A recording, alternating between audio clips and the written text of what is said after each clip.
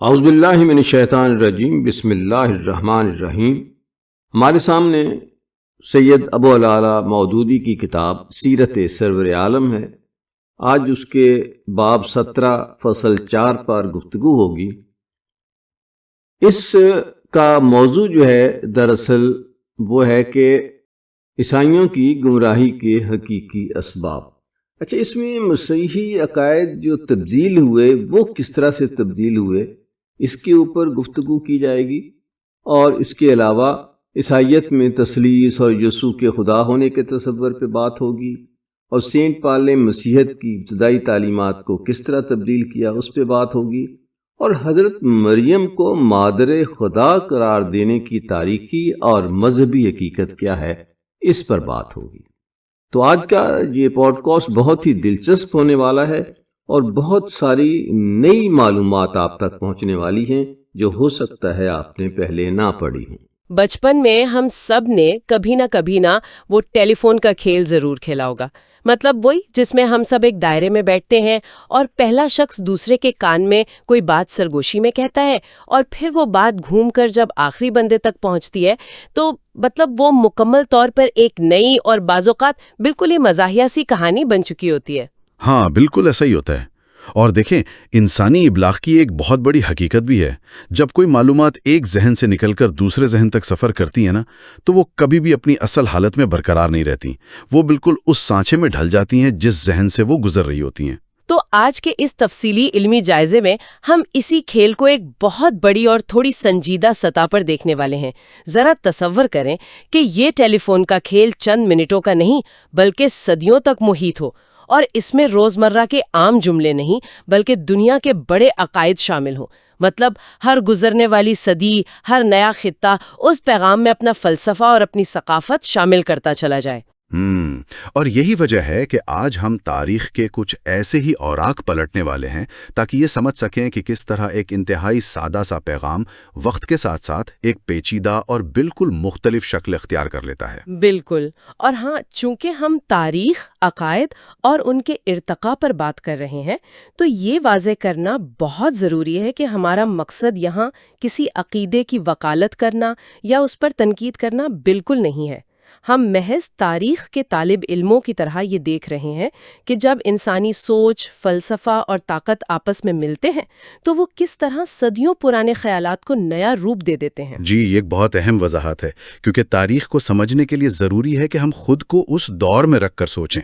دیکھیں، اگر ہم مسیحیت کے بالکل ابتدائی دور کا جائزہ لینا تو جو تصویر ابھر کر سامنے آتی ہے وہ ان عقائد سے بہت مختلف ہے جو آج ہمیں عام طور پر دیکھنے کو ملتے ہیں۔ اچھا جی، مطلب ابتدائی تحریروں میں جنہیں مسیحی تاریخ کے بڑے ماہرین خود بھی تسلیم کرتے ہیں، حضرت عیسیٰ کو خدا نہیں بلکہ ایک خاص انسان، ایک بشارت دینے والے اور ایک نبی کے طور پر پیش کیا گیا ہے۔ یہ بات واقعی بہت دلچسپ ہے، کیونکہ عام طور پر جب مسیحیت کے بارے میں خیال آتا ہے تو سب سے پہلی چیز ہی ان کی الوہیت یعنی ان کے خدا ہونے کا تصور ذہن میں آتا ہے۔ تو پھر ان ابتدائی تحریروں میں ایسا کیا ہے جو اس سے مختلف ہے؟ اگر آپ متی یعنی میتھیو اور لوکا کی ابتدائی اناجیل کو پڑھیں تو وہاں مصنفین کا رویہ بالکل واضح نظر آتا ہے۔ وہ حضرت عیسیٰ کو ایک ایسے انسان کے طور پر بیان کرتے ہیں جو یقیناً خدا کی خاص رحمت اور روح سے فیضیاب تھا، لیکن وہ اس کے باوجود مطلب ایک انسان ہی تھا۔ یعنی وہ باقاعدہ بشری خصلتیں رکھتے تھے؟ بالکل، وہ باقاعدہ طور پر انہیں بڑئی کا بیٹا کہتے ہیں۔ ان تحریروں میں ان کی انسانی کمزوریاں نمایاں ہیں۔ وہ سفر کرتے ہوئے تھک جاتے ہیں، انہیں بھوک اور پیاس لگتی ہے، وہ سوتے ہیں، اور سب سے اہم بات جو ان تحریروں میں بار بار آتی ہے نا، وہ ان کا عبادت کرنا ہے۔ چلیں ذرا اس بات کی تہ تک پہنچتے ہیں۔ اگر کوئی شخص خود عبادت کر رہا ہے اور خدا کے سامنے رو رو کر دعائیں مانگ رہا ہے تو کوئی اسے خدا کیسے سمجھ سکتا ہے؟ مطلب آپ اپنے آپ سے تو دعا نہیں مانگ سکتے نا؟ بالکل، اور یہی وہ نقطہ ہے جو ابتدائی پیروکاروں کے لیے بالکل صاف تھا۔ ان کے نزدیک وہ خدا کے ایک برگزیدہ بندے تھے جو خدا پر مکمل انحصار کرتے تھے۔ ایک جگہ تو وہ واضح طور پر اپنے شاگردوں سے کہتے ہیں کہ کچھ خاص چیزیں دعا کے سوا کسی اور ذریعے سے نہیں ٹل سکتی۔ تو یہ اس بات کا اقرار ہوا کہ اصل اختیار ان کے پاس نہیں ہے بلکہ اس ہستی کے پاس ہے جس سے وہ دعا مانگ رہے ہیں۔ ہاں جی، اور ایک اور بڑا دلچسپ واقعہ متی کی انجیل میں ملتا ہے۔ جب پترس نے انہیں مسیح تسلیم کیا تو ایک موقع پر پترس نے انہیں ایک طرف لے جا کر کسی بات پر باقاعدہ ملامت بھی کی۔ 1 منٹ، ملامت کی؟ ذرا 1 سیکنڈ کے لیے اس پہ غور کریں۔ کوئی بھی شخص کائنات کے خالق کو ایک کونے میں لے جا کر یہ نہیں کہہ سکتا کہ دیکھیں آپ یہ غلط کر رہے ہیں۔ یہ تو بالکل ایک استاد اور شاگرد یا رہنما اور پیروکار والا تعلق نظر آ رہا ہے۔ جی آپ بالکل صحیح کہہ رہی ہیں، اور اس کی مزید تصدیق اس بات سے بھی ہوتی ہے کہ ان ابتدائی اناجیل میں لفظ خداوند یا لارڈ کا استعمال کس طرح کیا گیا۔ آج کل تو یہ لفظ براہ راست حضرت عیسیٰ کے لیے بولا جاتا ہے نا؟ ہاں بالکل۔ لیکن مارکس اور متی کی تحریروں میں یہ لفظ خالصتاً اللہ تعالیٰ کے لیے استعمال ہوا ہے۔ حضرت عیسیٰ کے شاگرد ان کا ذکر اس طرح کرتے ہیں کہ وہ خدا اور ساری امت کے نزدیک کام اور کلام میں قدرت والا ایک نبی تھا۔ اچھا چلیں، اگر ہم یہ مان لیں کہ یہ ساری باتیں ان ابتدائی تحریروں میں اتنی صراحت کے ساتھ موجود تھیں، ان کا انسان ہونا، ان کا بھوک پیاس محسوس کرنا، ان کا دعا مانگنا، تو پھر یہ 180 ڈگری کا موڑ آیا کیسے؟ مطلب اگر وہ خود کو نبی اور خدا کا بندہ کہہ رہے تھے تو وہ کون سا لمحہ تھا جس نے اس سادہ سے تصور کو کائنات کا خالق ماننے پر مجبور کر دیا؟ یہ تو کوئی چھوٹی موٹی غلط فہمی نہیں لگتی، یہ تو پورے کے پورے بنیادی ڈھانچے کی تبدیلی ہے۔ اور اس تبدیلی کو سمجھنے کے لیے ہمیں تاریخ کے اس موڑ پر جانا ہوگا جہاں مشرقی وسطی کی سادہ الہامی روایات کا ٹکراؤ یونانی فلسفے اور بیرونی ثقافتوں سے ہوتا ہے۔ تاریخ بتاتی ہے کہ اس بڑی نظریاتی تبدیلی کا آغاز دراصل سینٹ پال کے دور سے ہوا۔ سینٹ پال؟ تو کیا انہوں نے اس میں کوئی نیا تصور شامل کیا؟ جی، یہ وہ وقت تھا جب خدا کا بیٹا کہلانے کا تصور بدلنا شروع ہوا۔ دیکھیے، یہودی روایات میں خدا کا بیٹا ہونا کوئی انوکھی بات نہیں تھی، یہ محض ایک استعارہ تھا، ایک روحانی قربت کی علامت تھی۔ یعنی جیسے ہم پیار یا عقیدت میں کسی کو کہہ دیتے ہیں۔ بالکل، جو بھی خدا کا نیک بندہ ہوتا اسے عقیدت میں خدا کا بیٹا کہہ دیا جاتا تھا۔ لیکن سینٹ پال نے اس اصطلاح کو اس کے استعاراتی خول سے نکال کر ایک حقیقی اور مکمل اختیار رکھنے والی ہستی کے طور پر پیش کرنا شروع کر دیا۔ اچھا۔ انہوں نے اعلان کیا کہ وہ آسمان پر اٹھائے جانے کے بعد مکمل اختیارات کے ساتھ اس رتبے پر فائز ہو گئے ہیں۔ لیکن صرف ایک شخص کے کہنے سے تو اتنی بڑی تبدیلی نہیں آ سکتی نا، یقیناً کوئی اور چیز بھی تھی جو اس سوچ کو ہوا دے رہی تھی۔ تو کیا یہ وہ وقت تھا جب یہ تعلیمات اس خطے سے نکل کر یونانی اور رومی دنیا میں داخل ہو رہی تھیں؟ بالکل درست، اور یہیں سے سارا کھیل بدلتا ہے۔ جب یہ سادہ سی تعلیمات یونانی دنیا میں داخل ہوئیں تو ان کا سامنا ایک بالکل ہی مختلف ذہنیت سے ہوا۔ مطلب مشرق وسطی کا ذہن افعال پر زور دیتا تھا کہ خدا کیا کرتا ہے، وہ رحم کرتا ہے، سزا دیتا ہے، معاف کرتا ہے، جبکہ یونانی ذہن کا تو سارا زور ہی فلسفے پر تھا۔ ہاں، وہ ہر چیز کی ماہیت اور وجودیت پر بحث کرنے کے عادی تھے۔ ان کے ہاں سوال یہ نہیں تھا کہ خدا کیا کرتا ہے، بلکہ ان کا سوال یہ تھا کہ خدا کس چیز سے بنا ہے، اس کا مادہ کیا ہے، اس کی فطرت کیا ہے۔ یہ تو مجھے بالکل ایسا لگ رہا ہے جیسے کسی نے مشرق وسطی کی ایک انتہائی سادہ، خوبصورت اور روحانی کہانی کو، جس کا مقصد انسان کو اخلاقی راستہ دکھانا تھا، اچانک قدیم یونان کی پیچیدہ ریاضیاتی مساوات مطلب میتھمیٹیکل ایکویشنز کے ذریعے سمجھانے کی کوشش شروع کر دی ہو۔ زبردست تشبیہ ہے۔ اور اس کوشش میں وہ مساوات اور منطق اتنی حاوی ہو گئیں کہ کہانی کا جو اصل سبق تھا وہ کہیں پیچھے ہی رہ گیا۔ بالکل، اور ان یونانی مساواتوں کا مسئلہ ہی یہ تھا کہ وہ ہر چیز کو منطق کے پیمانوں میں ماپنا چاہتے تھے۔ تو جب سینٹ پال نے ابن اللہ کا تصور پیش کیا تو یونانی فلسفیوں نے اس پر اپنے روایتی سوالات اٹھانا شروع کر دیے۔ یعنی وہ مادہ اور جوہر والے سوال؟ جی، انہوں نے پوچھا کہ اگر ایک باپ ہے اور ایک بیٹا ہے تو کیا وہ دونوں ایک ہی جوہر سے بنے ہیں؟ کیا ان کا مادہ ملتا جلتا ہے لیکن ایک نہیں ہے؟ کیا بیٹا وقت کے آغاز سے موجود تھا یا اسے بعد میں تخلیق کیا گیا؟ ارے واہ، اب آپ خود سوچیں، یہ تو خالصتاً فلسفیانہ اور منطقی سوالات ہیں۔ ان کا کسی کی اخلاقی زندگی یا نجات سے تو کوئی تعلق ہی نہیں بنتا۔ بالکل نہیں، لیکن اس اختلاط نے ایک عقیدے کو بحث و مباحثے کا ایک ایسا اکھاڑا بنا دیا جس نے پورے معاشرے کو ہی تقسیم کر کے رکھ دیا۔ تو جب ہر طرف یہ پیچیدہ فلسفیانہ بحثیں چل رہی ہوں گی کہ کون کس چیز سے بنا ہے، تو عام آدمی تو اس میں پوری طرح الجھ کر رہ گیا ہوگا۔ اور ظاہر ہے جب اتنے بڑے پیمانے پر اختلافات ہوں گے تو نظام بھی درہم برہم ہوتا ہوگا۔ تو اس الجھن کو سلجھانے کے لیے پھر کیا راستہ نکالا گیا؟ کسی نے تو کہا ہوگا نا کہ بس اب اس بحث کو ختم کرو۔ اور وہ مقام تاریخ میں بہت اہمیت کا حامل ہے۔ اگر ہم اسے وسیع تر تناظر میں دیکھیں تو سمجھ آتا ہے کہ جب مذہب میں فلسفہ اتنی گہرائی تک اتر جائے اور اختلافات ریاستی نظام کے لیے خطرہ بننے لگیں تو پھر الہامی بحثیں کمروں میں نہیں ہوتی، پھر ریاست کو مداخلت کرنی پڑتی ہے۔ تو مطلب حکومت بیچ میں آ گئی؟ جی، رومن امپائر خاص طور پر شہنشاہ قسطنطین کے دور میں اس مذہبی تقسیم کو روکنے کے لیے ایک نیا طریقہ اپنایا گیا۔ انہوں نے چرچ کی باقاعدہ کاؤنسلز یعنی بڑے اجلاس بلانا شروع کیے۔ تمام بڑے پادریوں اور دانشوروں کو اکٹھا کیا جاتا تاکہ وہ ان معاملات پر فیصلہ کر سکیں۔ اچھا، کاؤنسلز بلائی گئیں، لیکن آپ ایک روحانی سچائی کا فیصلہ کسی اجلاس میں کیسے کر سکتے ہیں؟ کیا وہ بیٹھ کر پرانی کتابیں چھانتے تھے کہ اصل میں کیا لکھا ہے؟ تھوڑا بہت کتابوں کا حوالہ بھی دیا جاتا، لیکن زیادہ تر فیصلے بحث، منطق اور بالآخر ووٹنگ کے ذریعے ہوتے تھے۔ یہ کاؤنسلز نہ کسی پارلیمنٹ کی طرح کام کرتی تھیں، اور ان میں سب سے مشہور 325 عیسوی کی نیکیا کی کاؤنسل تھی۔ نیکیا کی کاؤنسل، اس میں کیا طے ہوا تھا؟ اس کونسل میں شدید بحث کے بعد باقاعدہ اکثریتی رائے سے یہ طے کیا گیا کہ حضرت عیسیٰ کی الوہیت اور عقیدہ تثلیث یعنی ٹرینٹی ہی اصل اور سرکاری عقیدہ ہے، اور جس نے اس فیصلے سے اختلاف کیا اسے ریاست اور چرچ کی طاقت سے دبا دیا گیا یا باغی قرار دے دیا گیا۔ یہ بات ہضم کرنا واقعی تھوڑی مشکل ہے۔ ہم ایک ایسے عقیدے کی بات کر رہے ہیں جسے آج کروڑوں لوگ ناقابل تردید الہامی سچائی مانتے ہیں، لیکن آپ بتا رہے ہیں کہ اس کی موجودہ شکل کا فیصلہ دراصل 4 صدی میں ہونے والی ایک ووٹنگ اور اکثریتی رائے سے ہوا تھا۔ یہ تو علم، ریاست اور مذہب کے گٹھ جوڑ کی بہت ہی خوفناک مثال ہے۔ اور دیکھیں، یہ سلسلہ صرف نیکیاں پر آ کر رکا نہیں۔ جب آپ منطق کے ایک دروازے کو کھولتے ہیں نا تو اس کے پیچھے 10 نئے دروازے کھڑے ہوتے ہیں۔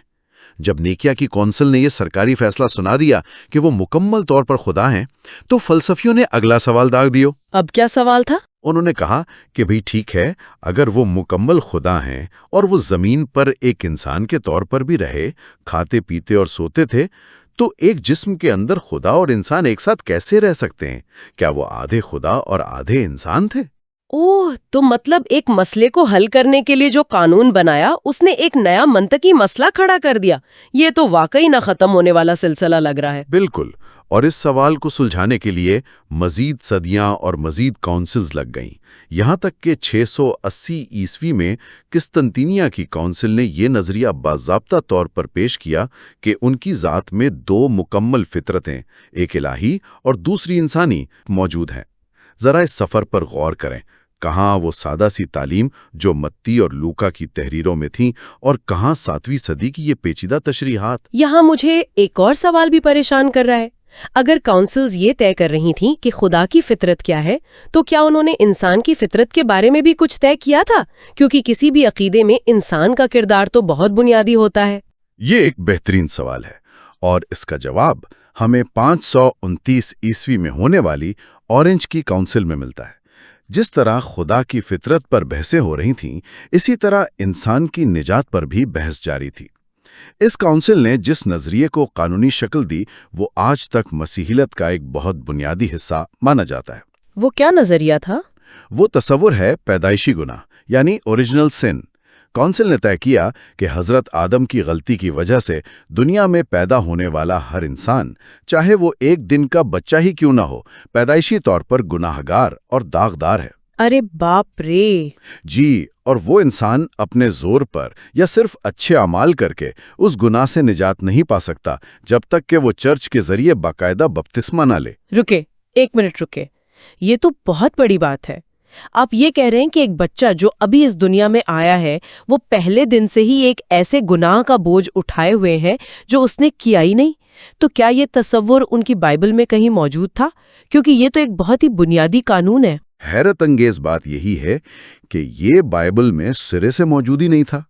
مسیحی تاریخ کے معروف محقق ریورنڈ ہربرٹ ہاگ نے تو اس پر پوری کتاب لکھی ہے۔ وہ اپنی تحقیق میں مانتے ہیں کہ ابتدائی 3 صدیوں تک مسیحی دنیا اس تصور سے مکمل طور پر ناآشنا تھی۔ تو پھر یہ آیا کہاں سے؟ کیا اچانک کسی کاؤنسل کو خیال آیا کہ ہم سب گناہ گار ہیں؟ نہیں، یہ بھی اسی فلسفیانہ سوچ کا ہی نتیجہ تھا۔ 5ویں صدی میں ایک بہت با اثر مفکر گزرے ہیں، سینٹ آگسٹین۔ انہوں نے خالص منطق کا استعمال کیا۔ ان کی منطق کچھ یوں تھی کہ اگر حضرت عیسیٰ نے آ کر انسان کو نجات دلائی ہے تو اس کا مطلب ہے کہ انسان کو کسی بہت بڑی اور بنیادی چیز سے نجات کی ضرورت تھی۔ ورنہ قربانی کی ضرورت ہی کیوں پیش آتی؟ بالکل۔ تو اس سے یہ ثابت ہوا کہ انسان پیدائشی طور پر ہی گرا ہوا اور گناہگار ہے۔ آگسٹین نے اس منطق پر اتنا زوردار استدلال کیا کہ چرچ نے اسے قبول کر لیا اور بعد کی کاؤنسلز نے اسے اٹل عقیدہ بنا دیا۔ یہ تو واقعی ہوش اڑا دینے والی بات ہے۔ مطلب ایک مفکر کی خالصتاً اپنی منطقی سوچ، جس کا بائبل میں کوئی وجود ہی نہیں تھا، وہ نہ صرف ایک عقیدہ بنی بلکہ اس نے چرچ کو کتنی بڑی طاقت دے دی۔ کیونکہ اگر نجات صرف چرچ سے بپتسمہ لینے پر ملے گی تو اس کا سیدھا سا مطلب ہے کہ چرچ نے انسانیت کی روحانی بقا کی کنجیاں اپنے ہاتھ میں لے لیں۔ اور جب ادارے اپنے منطقی فیصلوں سے اتنی بڑی طاقت حاصل کر لیتے ہیں نا، تو پھر ان فیصلوں کے جو ذیلی اثرات ہوتے ہیں وہ اور بھی زیادہ حیران کن ہوتے ہیں۔ ہم کونسلز کی بات کر رہے تھے کہ انہوں نے حضرت عیسیٰ کو مکمل خدا قرار دے دیا، لیکن اس کھینچا تانی نے ایک ایسا سوال پیدا کر دیا جس نے مسیحی دنیا کی سمت ہی کچھ اور طرف موڑ دی۔ وہ سوال حضرت مریم کے حوالے سے تھا۔ ہاں، یہ بالکل ایک واضح سی الجھن نظر آتی ہے۔ میں سمجھ رہی ہوں۔ اگر ایک کونسل نے یہ طے کر دیا ہے کہ وہ حقیقی اور مکمل خدا ہیں، تو پھر اس ہستی کا کیا مقام ہے جس نے انہیں جنم دیا؟ یعنی ایک عام انسان کائنات کے خالق کو اپنے پیٹ میں کیسے رکھ سکتی ہے؟ یہ تو واقعی دماغ کو چکرا دینے والا مسئلہ بن گیا ہوگا۔ اور فلسفیانہ ذہن اس منطقی خلا کو برداشت نہیں کر سکتا تھا۔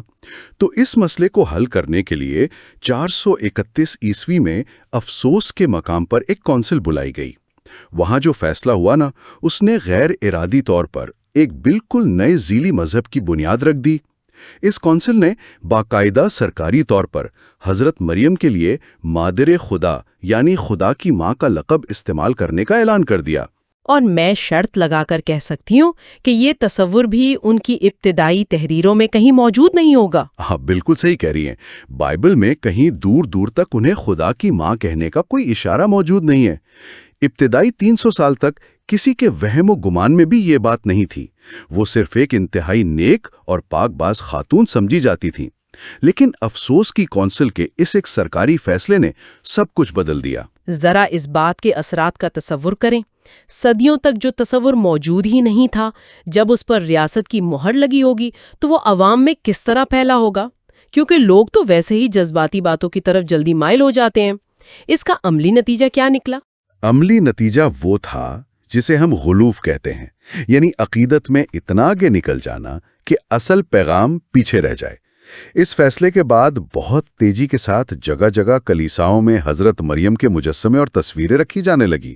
لوگ ان کے آگے جھکنے لگے، ان سے براہ راست دعائیں مانگی جانے لگیں۔ اچھا؟ جی، انہیں مشکل کشا اور آسمان کے ملکہ سمجھا جانے لگا۔